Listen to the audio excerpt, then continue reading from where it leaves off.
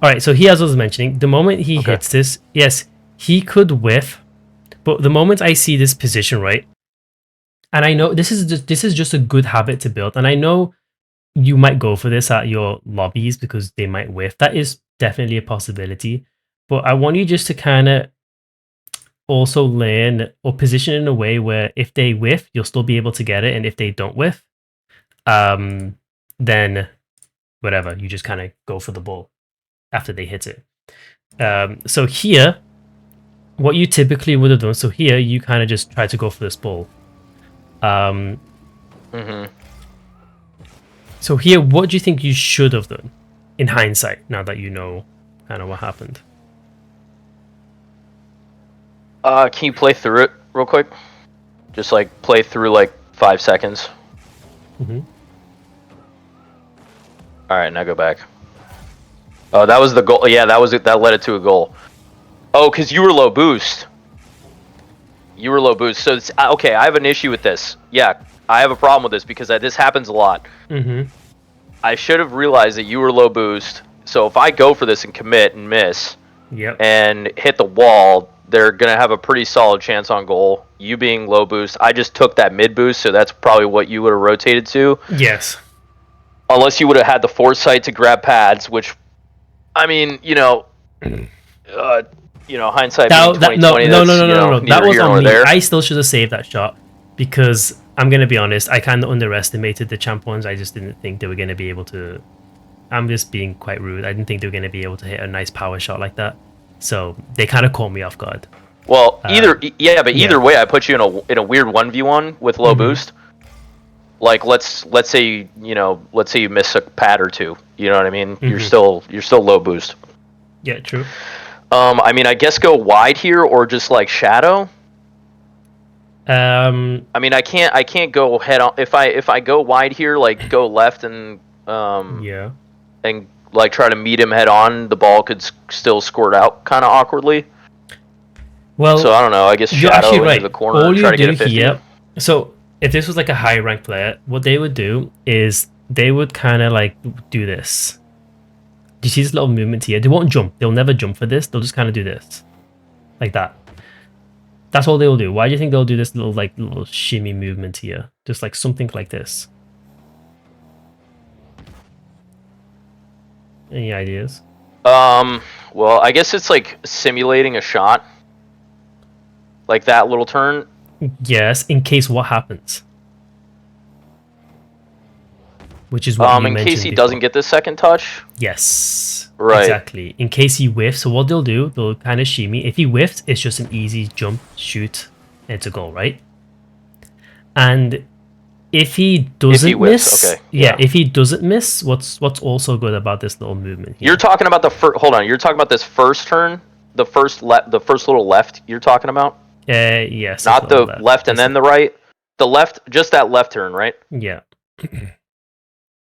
Okay. All right. Yeah. So here, if he whiffs, you can just turn right and score. And if he doesn't whiff, which is what didn't happen, he hits the ball. Then your car nose is already facing towards the direction that he's hitting it towards, which results in an easy pickup, right? And now you can just go and try and retain possession, blah, blah, blah, blah, blah. Does that make sense? Okay. So a lot of it is about covering as many options as possible. Here, what you did was that you covered the whiff. Here, you're covering the whiff by going up for this ball, right? Yeah. But we didn't cover it in case. Okay, and is he already adjusting for a 50 there? Actually. Let me see. Did he midair adjust for a 50? No, he just. Or did he just fuck up? Yeah, he just messed up a lot there. Yeah, and just got a 50. So yeah, let's continue. And a lot of times the way you can fix this, by the way, is you actually just slow down. Do you know what happens, especially like even at champs and even at like really high champs, is a lot of players have this like perception that because the car is going fast, I have to go through the ball fast, which is kind of what you did there. What you flip, your car's going pretty fast, you're still going fast, and you're still going fast. So you hit the ball going fast. A high level player is like, okay, I'm going fast here, right? I'm going up the wall fast, and then what they'll do is they'll go up the wall and then they'll slow down, and then they'll decide what they want to do. Are you with me? Yeah. Yeah, like don't be afraid to slow down on the wall. Like you don't have to just go fast, boop, and hit the ball. You can go fast. Let me slow down, and then I'm gonna go fast. Once I've slowed down, once I've got a bit more control. Dude, you're so good, dude. What? Yeah, and then you can do whatever you need to do. Oh, right? Dude. Oh, my goodness. Yeah, it's a common thing. You'll see if you watch pro play, you'll see that they don't always go fast. They'll go fast really to the ball. Once they notice they have time, it's like, why do I have to go fast and take a miss to it? Let me just chill on the wall a bit, then I can pop the ball and do what I need to do. Now, well, let's see. If here, I'll tell you right now, because I always boost out of a boost pad. What do you mean? So if I boost right here, that pad I always boost out of a boost pad. For like if I'm flipping to get momentum, I always boost out of a boost pad. I don't know if that's a good habit or not. I'm very situational. I'm just letting you know for my gameplay that would answer whether or not that boost pad had boost or not. Okay, here you have no boost, and you're second man, right? Correct. And then you come back and you get there boost. We go. What do you think the problem might be here? Not sure, brother. Okay, this is not easy. I'll be honest with you, this I'm is not not easy. sure. I mean, well, okay, so I guess I should have checked if there was boost in the corner there. Yes, one, you could have, the moment you did this, actually no, you grabbing this pad is actually fine. Here, one thing you could say that you probably shouldn't have wasted this 12 boost, because each boost pad is precious, right? Yeah. But another thing is this. The moment you see that I am in a shadow position, this is why Rocket League is so important to pay attention to your mate, right? And to pay attention to car behavior, right?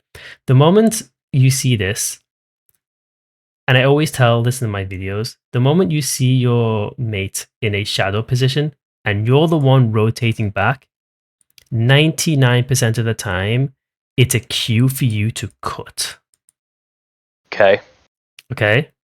99% of the time, you cut the rotation and you kind of ball chase this ball. The reason being is because your mate, when he's in this position, it's very difficult to turn around and challenge the person on the ball.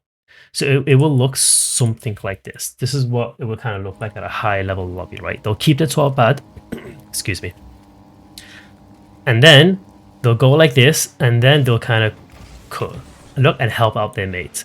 And then they grab this boost, and their mate will then go collect the ball, right? So you're like, oh wait, my mate is in the shadow position. Oh shit, let me go help him out. Let me just be annoying. And it's always good in twos to be hella annoying, bro. Like this, you always go in. Because they're not expecting you to cut, right? They're like focusing on the player in front of them. They're focusing on me. And then all of a sudden, you come from their blind spot, and they're like, oh shit. And then all of a sudden, your mate is like, thank you so much. Yeah, he's still around, Yes, that relieved a lot of pressure. Relieve pressure, Yes, but when you go here, then he's got the ball, right? He has so much time now. He can flick me. He can pop into an it. Maybe lower lobbies, they can't. But think of like high-level lobbies, right? With the danger they could do, right? And then here, you're kind of like... Dude, they do that in these lobbies. That's why I was like, oh shit, I need a shadow because, homie's over here about to get dunked on. I got to get back. Yes. So here, you're kind of like, in a weird way, I know it looks like you're getting back into position, you're going for boost, to reposition. It looks like you're doing good, but what you're actually doing is you're deserting and you're leaving alone your mate, which is something you never do in twos. If you watch like pro level play, bro, they always support each other, always right next to each other. They're always like, up each other's asses in a way, right? They're just always next to each other. Yeah. They always prevent, they try their best to prevent 2v1 situations, or in a situation where the player has a ton of time to do whatever it is that they... Obviously, in Rocket League, no matter how good you are, there'll always be situations where things like that will happen, but you want to minimize it as much as possible. Okay. What do you think the issue Okay, here's the same thing again. I did the same thing again. Which is what? Which is just left your ass. Like, fucking see ya. True. But so here we're just flipping, right? We're just flipping just to get back. But you only get back when there's danger. That's the only time you ever go back. So here you got the boost. The ball is above your head, so you don't really know what's going on, where the other opponent is. So one flip here is understandable. The moment he hits it mid, right, you have a lot of time, right? You're still landing from your animation. You have enough time here as you're finishing your animation. Just have a look. You don't have to look at the ball. Don't never ever ball watch. The ball's not going to go anywhere. You just look at the card. The moment you see he's backwards, the moment you see he's not going to follow the ball anymore, it means you can chill. Because he's not going to be able to turn and then, well, if he does turn and have a shot, you're gonna see that from a mile away, and then you can flip again to get back into it. Yeah. So here, what I would have done was just the moment I see this, I'm not gonna flip. There we go. And now we have a free ball to do whatever it is that you want to do. Yep. There we go. Yeah. So you had free possession there. Thank you. Here. That was when I was like, oh, that across shot with the double aerial. Remember that? Mm-hmm. Remember I said that? Because I read that touch off the wall, but I didn't read him being so quick to the ball. I don't know if I would have made that had I double aerialed or not. Or boost, whatever, fast aerialed. Do you remember when you told me that, oh, these are the kind of situations where I feel like I can get to the ball, but then I get beat?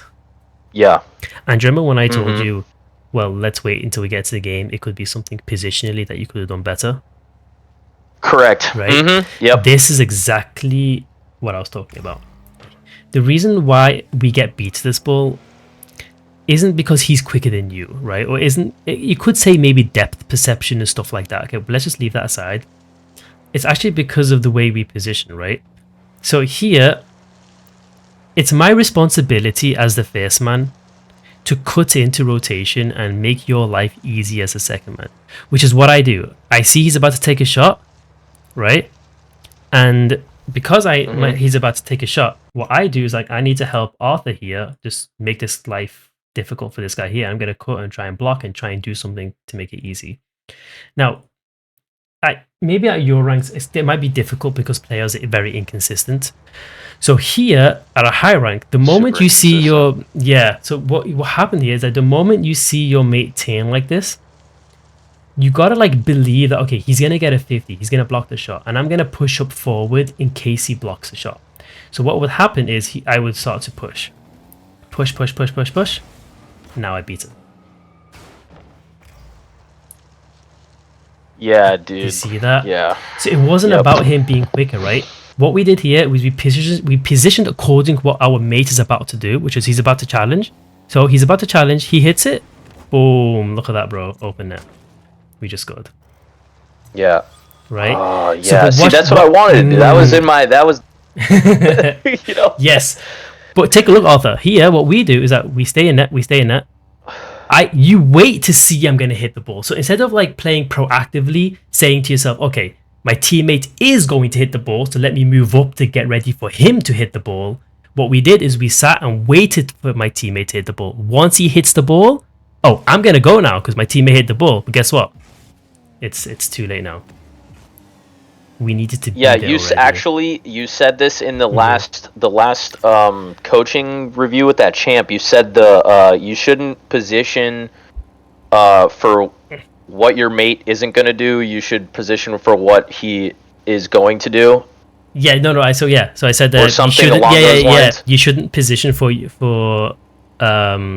what your mate might do, or what you shouldn't position in case your mate might mess up. Right. Rather, you should position in positions in terms of what they should be doing.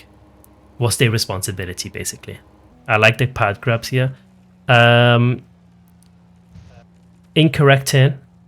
What do you think? Yeah, it's so subtle. It's just very small thing. Just this turn here is just incorrect. Yeah. Any particular reasons? What do you think? How should you attain instead? Just the other way, I guess. Yes. What could have helped? What could have helped also is your rotation. So here, what you could have done. No, actually, no. No, I take it back. I take it back. No, ignore me. I was gonna say go wider, but no, there's no need to go wider because I have the ball here. Yeah, you were catching it. Yes, yeah. So no, ignore what I said. So your rotation here is good. Go through mid pads, and then what you do, because your mate has 0 boost here. So because I have 0 boost here, it means that likelihood I'm not going to be able to contest this ball. It's going to be very difficult for me to generate follow that up. Yeah. So what you do is you basically become the next line of defense and kind of take the initiative here. So it would look something like this. You kind of go here and go backward. Why backward? Because it's going up the wall. I want to be same height level, so I go backward. It's high, I go high. Yeah. It's low, I jump down. Then my teammate has the ball, and then because even with low boost, even with no boost, if you go high and he goes low, your teammate with no boost can still take the ball, which is what I did, right? So they can, your mate, even with low boost, can still cover low. It's not a big deal. The moment we do this is a problem, right? Because if he takes a good touch and he does a high aerial, no one is covering high. You're not covering high, I'm not covering high. So it gives him all the time in the world in the air to do whatever mechanical play he wants to, and it becomes really tough to save when you're on the ground. Yeah. Yeah. Yep. Okay.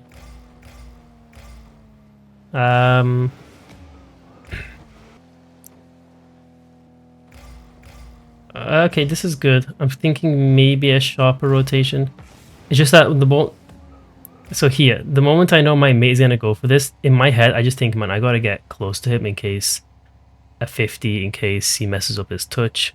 Because if he messes up his touch here, Spaz is going to get the ball, and it's going to be a 1v1 situation with him having time.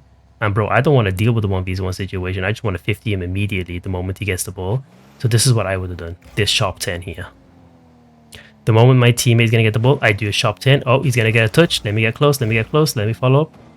And there we go. Look, now I can sustain the pressure again, even with no boost. Okay, okay. Yeah. Because if you go, even if it's this looks like you're still kind of close. But look, now he gets the ball, and now I'm still doing this. I'm doing the same thing, bro. The same thing the whole time. Every rotate that I'm not on the ball, and the ball's like in 50-50 land. It's either here nor there. I'm always like preparing for fucking the worst case Ontario. You know what I mean? Yeah. So like, and especially in my lobbies, like not everybody's gonna be hitting that. You know, for where you were, not everybody's hitting that aerial. You know what I mean? So I have to be almost like ready to like make sure I'm there to, you know, back up my buddy who just whiffed or faked. Yes, you know? That's why. Yeah, a lot of times you might have to do that. So that's why I grab those boosts. Yeah, pads. You see, but you still have to turn here, and you still got to play. You still got to turn and play for the touch, even at a diamond lobby. Because majority of times, and even in diamond, if they go for this ball, they have some confidence that they might get a touch on it. Usually in diamond, if they don't have no confidence, they just won't even jump. They'll just rotate. So you gotta like bank on that confidence that they have. All right, good. Grab those pads. Okay, this is over your head. So why did this happen?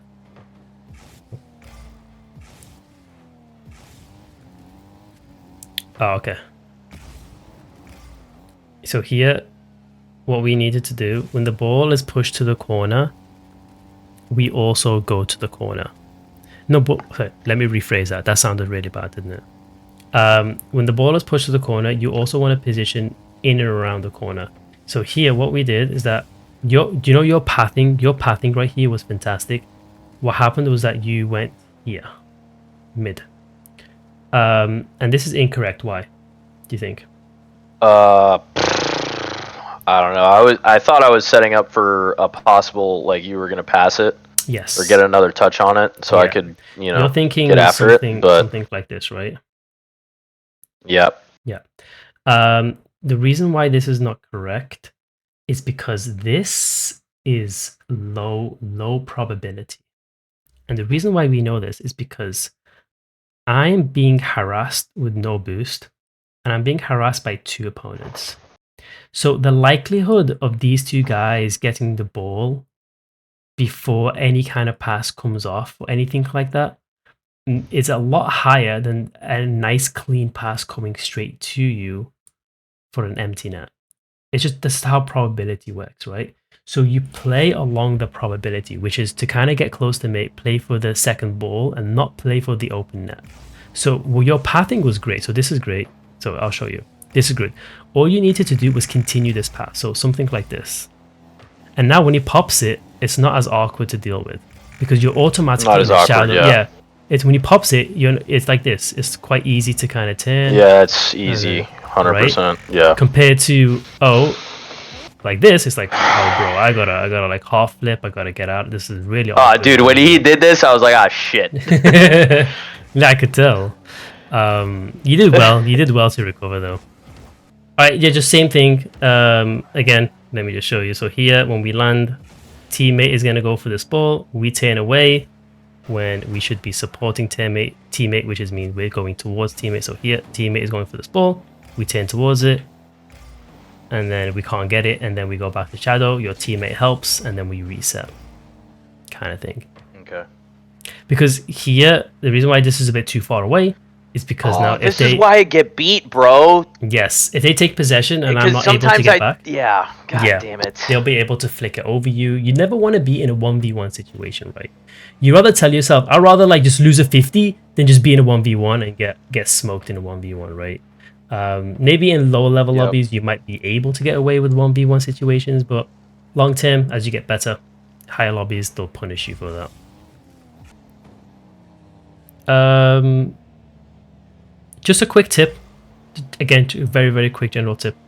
Do you know when you're wall challenging someone like this, you're wall challenging someone, right? Like something like this, right? You're going up the wall. A good rule of thumb, just to kind of keep in mind, is you always want to be higher than them. So like this. Like this. You'll see. I go really high, like this. Higher than their car. My car's now positioned higher than their car. And why is that?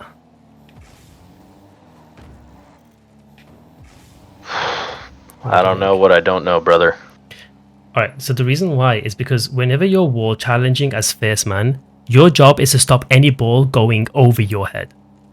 Right? Because any ball that goes over your head is super awkward for your second man to deal with. Any ball that goes underneath you is a lot easier for your teammate to deal with because there's less height to deal with. Okay.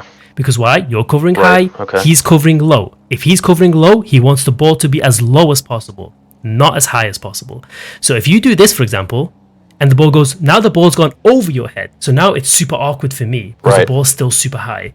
But if you cover high, then my job as second man is a lot easier. So if I go really high, I can now here, it's easier for me to deal with the high ball on the way back compared to my teammate.